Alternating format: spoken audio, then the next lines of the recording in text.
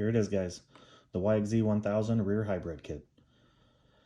It's going to make your wheelbase 107 inches long now using stock components.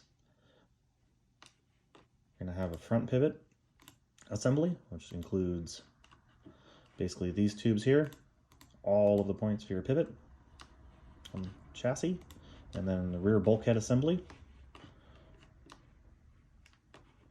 You can see where the stock diff was, the new diff location. Comes with all your diff mounting plates, comes with all the rear bulkhead mounting plates, all the little bungs. On this kit, it's not just a copy of a Can-Am on the rear.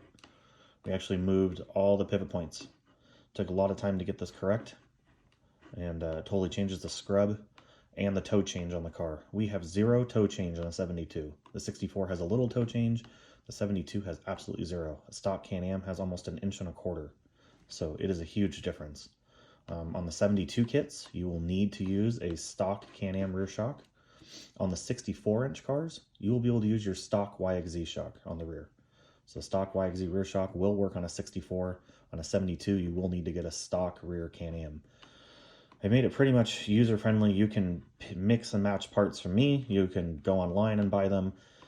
For any DIY fabricator, the base model kit, if you weld it all together and you do everything right, I've pretty much done all the pricing here, looking on eBay and parts of mix and matching everything.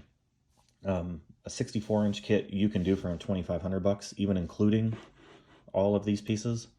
Done the sell. I'll have you guys the pricing here in a minute.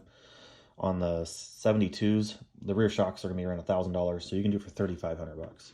So basically, you can do all of this modification for $3,500 with the DIY kit if you guys can fabricate. So I'm gonna break it all down for you in text, but basically we're gonna do the first 10 people who buy in. The rear assembly welded, or excuse me, unwelded for all the components is going to be $896. So basically it's going to include anything in green, and I'll break it all down.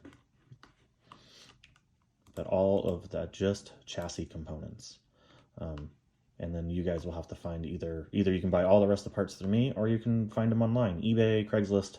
Can-Am parts are really easy to find. So that's why I try to do this. So I think right around for $3,500, you can do a 72-inch rear. For $2,500, you can do a 64. I mean, most people give that stuff away on the 64-inch. So the front pivot does not move, so it's the exact same spot. The rear, the radius rods are different lengths, and I will supply all those depending. You tell me what you guys want when you order, and I'll give you all the links. So feel free, if you have any questions, hit me up, PM me, and I'll break it all down for you. But as of right now, orders are ready to go. So we'll start shipping between May 1st and May 15th for the unwelded. And then if you want to buy them welded, basically we're doing introductory 10 on those. It's $29.95 for all. This will be welded assembly, and then you'll have to weld onto your car in these areas here. So basically it'll come ready to go. You'll have to do some cleaning up, but pretty much it's going to weld directly on. Same with these right here. This whole assembly will come welded. Everything will be welded to go, pivots, and you will weld basically right there to your stock frames. So I'm trying to make it as easy as possible for you guys to mount trailing arms in the back of the car.